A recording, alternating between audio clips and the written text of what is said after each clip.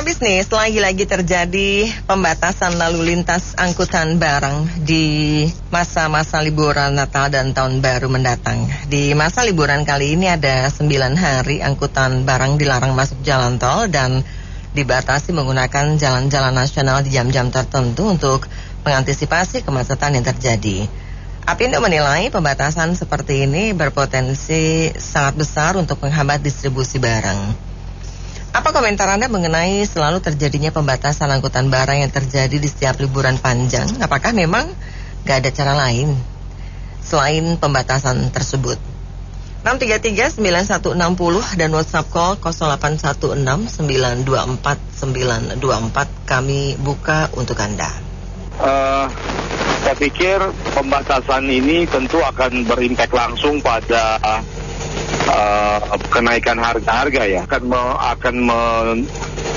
berdampak pada yang orang berproduksi dari produksi manufaktur ataupun UMKM, maka dengan bahan bakunya tidak masuk dia jadi tidak bisa berproduksi. Kalau buat yang menjual maka akan terjadi penurunan supply, harga-harga akan naik. Nah ini saya pikir dinas yang mengeluarkan ini atau kementerian yang mengeluarkan ini perlu juga sih disomasi ya secara hukum masyarakat Indonesia, mungkin ormas atau asosiasi-asosiasi pengusaha. Jadi jangan dibicarakan secara baik-baik lagi, disomasi saja.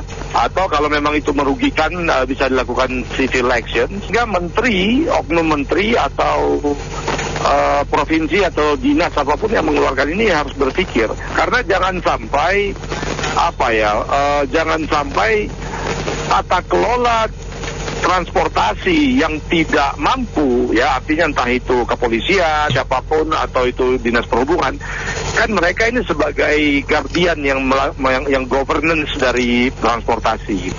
Itu kemampuan mereka yang tidak di-upgrade, ditingkatkan, atau dalam tanda petik oknum-oknum ini tidak mau kerja capek mengatur lalu lintas, tapi rakyat banyak yang dikorbankan dengan dampak inflasi. Tentu dalam situasi ini tidak perlu ada diskusi-diskusi kolaborasi segala macam, jadi somasi aja secara hukum.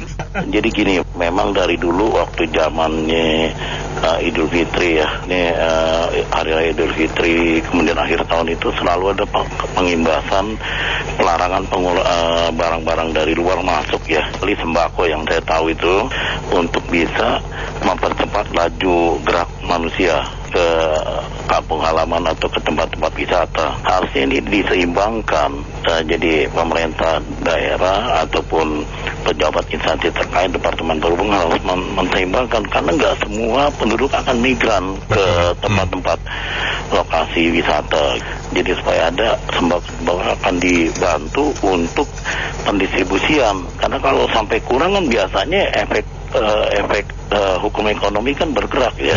Artinya permintaan banyak, barang sedikit, otomatis naik, Pak. Ini pokok persoalan nih. Jadi inti persoalan itu harus dibahas dulu nih sampai sejauh mana.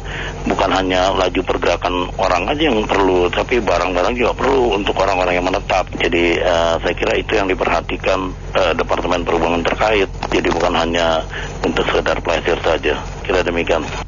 Seingat gua sih ini topik tiap tahun ada aja nih, kayak nggak bosan-bosan nih. Tapi oke lah, Apindo tentu mengatasnamakan pengusaha, ya organisasi itu tentu mengklaim bahwa ini mengganggu. Tapi kalau menurut saya ya pilihannya nggak ada. Karena masa libur panjang itu harus mobil pribadi atau yang keluar kota atau pulang kampung atau wisata itu memang tinggi sekali. Kalau memang yang kontainer, yang truk besar diizinkan, walau alam lah. Gak tahu udah jadi apa deh. Wah, kita lihat sehari-hari aja. Contoh, kita lihat kontainer yang bergerak di Jakarta, yang di tol, yang tidak ada pembatasan, jam berapapun mereka bisa bergerak. Kadang-kadang kecepatannya kalau tonasenya penuh, itu hanya 40 km per jam. Kita sering mengalami di jalan dalam kota, di tol, kita merasa macet.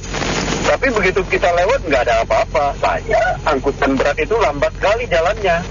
Itu yang harus ditangani. Terus pengusaha juga saya kira ya fair lah. Selama ini yang namanya odol juga tetap terjadi. Kenapa? Kalau odol itu benar-benar diterapkan, itu akan terjadi inflasi karena ongkos angkut akan naik. Jadi menurut saya oke-oke aja, tetapi satu, Dishub harus lebih awal kan jadwalnya supaya pengusaha bisa mengatur. Nah tentu ini kan kalau barang-barang penting sembako atau apa kan tidak. Nah Dishub lebih awal, jangan hanya sebut 9 hari, kapan persisnya, kasih detailnya supaya pengusaha bisa mengatur distribusi barang, terutama untuk yang ekspor. Ya kalau ekspor itu kan bisa ditunggu. Nah saya kira itulah lebih penting lah. Jalur distribusi kargo itu kan urat nadi ekonomi Indonesia ya. Dari Sabang sampai Merauke, dari Abu Dhabi sampai Malaysia. Harusnya tidak boleh diputus mata rantai ekonomi. Seharusnya yang yang berkepentingan itu dinas perhubungannya bekerjanya extraordinary, seperti bus yang dikelola, dibangun, angkutan umumnya kereta api cepat sudah disiapkan. Sosialisasinya mana? Jangan sampai merugikan masyarakat dan merugikan pengusaha. Dan artinya seperti sekarang di kawasan 2100 juga dirugikan karyawannya. Menuntut harga yang sepadan tapi tidak sesuai. Itulah yang saya maksudkan dalam Indonesia ini punya cita-cita. Tapi cita-citanya mau jadi gembel. Harusnya kan jadi dokter atau jadi guru. Atau jadi tenaga ahli. Saya rasa begitu. Ini biasanya sih pembatasan itu kan diadakan untuk tanggal-tanggal tertentu menjelang Natal Tahun Baru atau Lebaran. Ya mungkin 1 minggu sebelumnya lah, itu masih fair. Kalau memang sekarang udah macet, memang artinya ekonomi lagi jalan nih, bagus. Kalau dibatasi kan kasihan pengusahanya juga. Padahal kan dia harus target deadline-nya kapan barang itu harus sampai di negara negara importirnya. Nah, yang saya perhatikan sebenarnya mestinya itu polisi lalu lintas di Dishubnya itu harus kerja keras. Di mana yang macetnya, ya kan? Karena kalau saya lihat naik mobil, lihat di daerah-daerah yang ganjil genap, itu jam-jam ganjil genap tuh yang banyak polisi. Tapi setelah itu nggak ada polisi. Ini kenyataan yang kita ngomong ya. Makanya saya bilang polisi di sini, polisi lalu lintas itu makan gaji buta. Jadi cuman jam-jam tertentu dia nongol, setelah itu nggak tahu kemana. Nah mestinya kan kalau di jam macet, ya kan daerah industri, daerah persimpangan, daerah-daerah yang macet padat gitu, mereka harusnya kan turun tangan.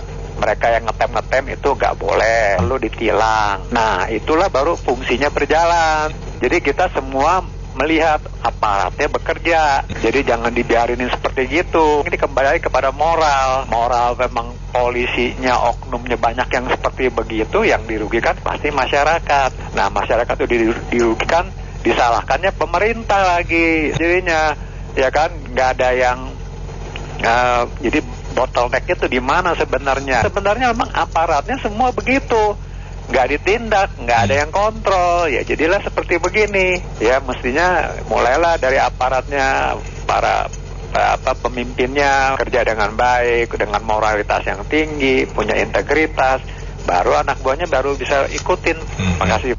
Saya setuju sama pendapat bapak-bapak yang sebelumnya. Cuma saya mau tambahin dikit. Kalau bisa, kenapa nggak pakai lokomotif ya untuk angkut logistik? Kan itu bisa lebih efisien ya. Kalau bisa tuh kereta api Jakarta-Bandung tuh kan kereta cepat tuh. Memang sebaiknya diperluas sampai Surabaya. Supaya juga bagi petani-petani buah-buahan di apel di Malang sama ya buat logistik lah. Kalau diangkut pakai lokomotif kan lebih efisien. Apalagi kereta cepat ya. Efisiensi waktu, efisiensi biaya.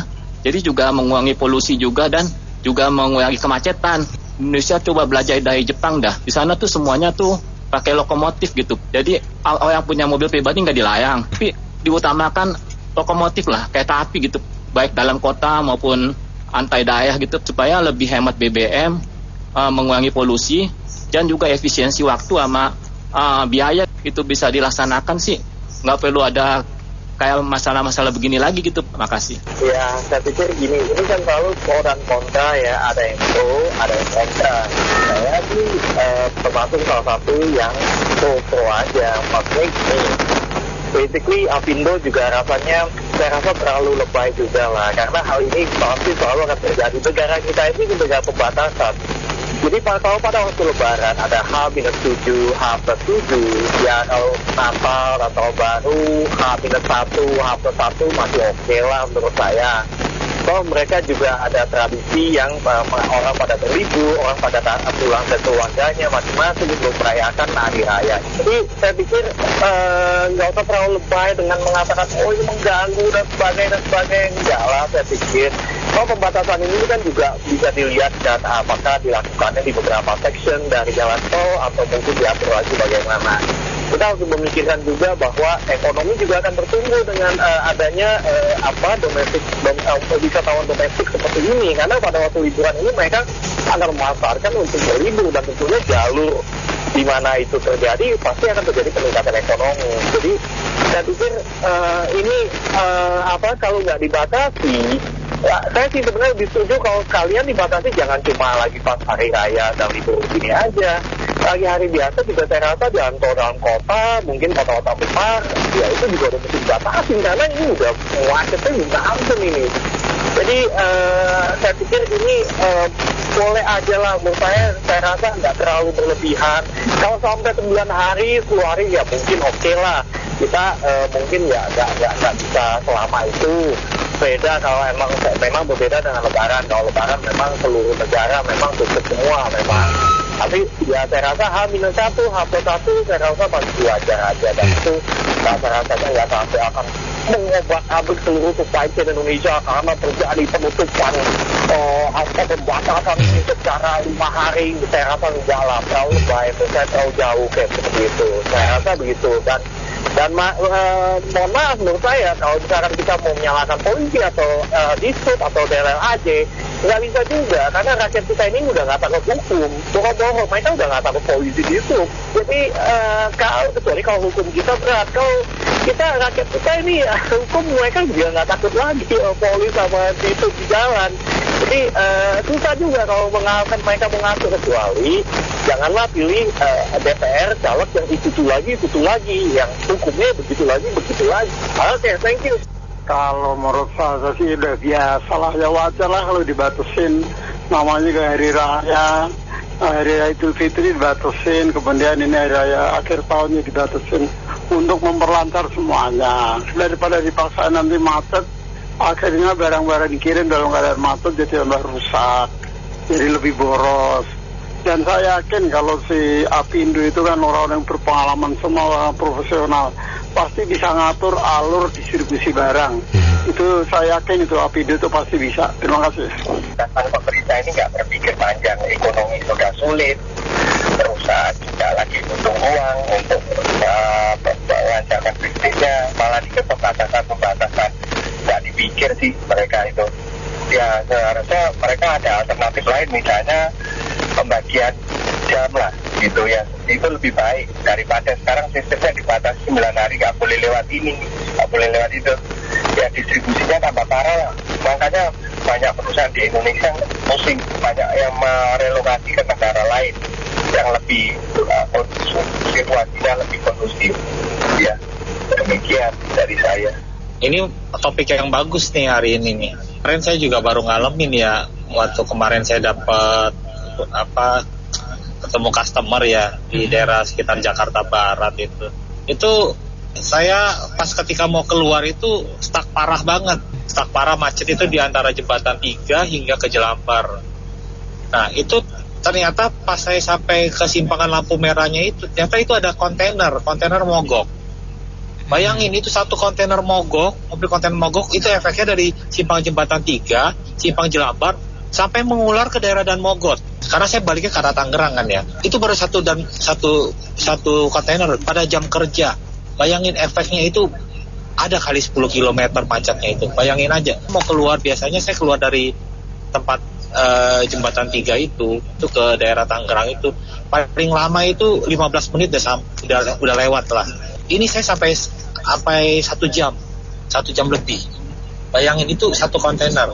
Nah menurut saya langkah pemerintah itu tepat ya, karena untuk Natal dan Tahun Baru ini ya, karena mungkin bisa buat kebijakan kalau memang distribusi barang dan jasa harus berjalan, mungkin bisa dilakukan pada malam hari ketika orang sudah istirahat pada jalan-jalan libur lebarannya, ketika di hotel atau di penginapan. Jadi pada saat itu jam-jam operasional barang dan jasa itu baru berjalan di atas jam 8 malam lah, sampai pagi jam 9 atau jam 10 saya rasa itu sudah cukup ya.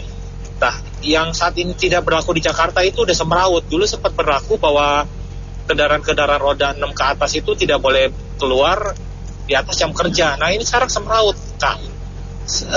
Pada jam-jam operasional orang sibuk kerja pun kontainer kendaraan ban 6 besar itu bebas berkeliaran. Itu yang saat ini Jakarta itu semeraut, makanya banyak terjadi kemacetan yang harusnya bisa dihindari dan pemborosan subsidi bahan bakar. Itu aja. Terima kasih. Ya, kalau saya punya pandangan sih ya nggak bisa lah. Itu peraturan tetap peraturan. Soal Jakarta kan ada isu kan semua bisa diatur. Jadi dari Jakarta Kota itu mikrolet udah hancur masih di jalan-jalan, ini ada ngatur kok. Itu kan peraturan. Indonesia kan dia tahu sendiri lah, bukan kita jelekin dah ya nggak. Jalan Jakarta ya makin kacau, nggak bisa dengan cara apapun. Ya, terima kasih. Kalau saya bilang sih memang udah semeraut ya. Yang ngurusnya juga kalau sudah tidak mampu ya mundur, jangan diatur-atur lah. Kalau mau itu truk-truk busuk juga jangan diprovokasi, jangan dijalankan juga. Kalau mau aturan benar-benar ini pajaknya diambil tapi diatur-atur nggak amburadul ngaturnya, ini rusak jadi semuanya ini. Mereka digaji tetap oleh rakyatnya, tapi rakyatnya dibuat susah sama mereka. Harusnya rakyat itu dipermudah. Jadi kembali lagi saya bilang, kalau tidak mampu kepolisian atau dishubnya itu hanya uangnya saja yang diterima pajak-pajak rakyat ini, lebih baik mundur. Kalau cuma ngatur-ngatur kayak gini, siapapun juga bisa. Ya kan, yang disusahkan oleh rakyat juga. Rakyat nyari makan susah uangnya. Kalau mereka enak, inflasi aja mereka dibilang inflasi nanti naik gajinya. Kalau rakyat ini inflasi, mungkin bertambah, hidupnya susah. Tidak diperhatikan oleh negaranya.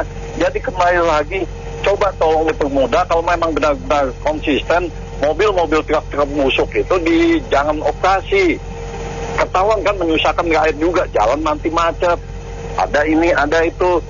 Kalau pihak instansi terkait membantunya, yang ada tadi Bapak tadi itu bilang ujung-ujungnya uang rakyat juga yang diperas. Jadi kembali lagi, ini rakyat ini sudah susah, udah bayar pajak juga, tapi diatur-atur, tapi diatur-aturnya tidak baik dan semeraut. Mereka gaji itu tetap jalan loh, rakyat ini tetap membayar mereka. Jadi kembali lagi, kalau sudah tidak mampu mengurus, pihak kepolisian, apalagi di sub ini, mereka ngurusnya itu, waduh, uangnya banyak juga tuh. Kita nggak tahu tuh uang itu masuk entah kemana itu uang dari di sub itu sekarang itu. Banyak mobil tarik-tarik di jalanan sama mereka, rajin benar mereka kan. Tapi kita nggak tahu ujung-ujungnya uangnya itu kemana, untuk apa. Kalau jalan masih tetap kayak begini, begitu saja. Makasih, Assalamualaikum. Saya hal ini sebenarnya kalau kemacetan mah ini ya banyak faktor ya penyebabnya. Jadi mulai dari yang ngaku masyarakat kecil sampai masyarakat besar semua ikut andil sebenarnya. Jadi kalau mau hal ini tidak terjadi untuk para pengusaha ya coba saja lakukan hal-hal yang dilakukan oleh masyarakat kecil itu. Oke, itu saja. Iya, kalau mau sih ya jalan tol untuk malam sih ya distribusi barang. Tapi sebelum itu sorenya mereka harus pantau Google Map dulu ya untuk memantau kemacetan yang terjadi. Susah kalau jalan non-tol itu. Mereka kalau lewat situ kan susah aksesnya ya. Mau akses ke Jakarta Bandung atau Jakarta Bogor susah itu kalau lewat jalan biasa. Ntar takutnya nyasar ke sawah lagi gitu sih. Mereka harus mempelajari dulu itunya jalan-jalannya gitu aja sih. Pokoknya distribusi barang ya larut malam sampai jam 5 pagi lah. Jam 6 pagi kan sampai jam ini sampai jam sore kan, jam 6 sore kan ya pasti ya mereka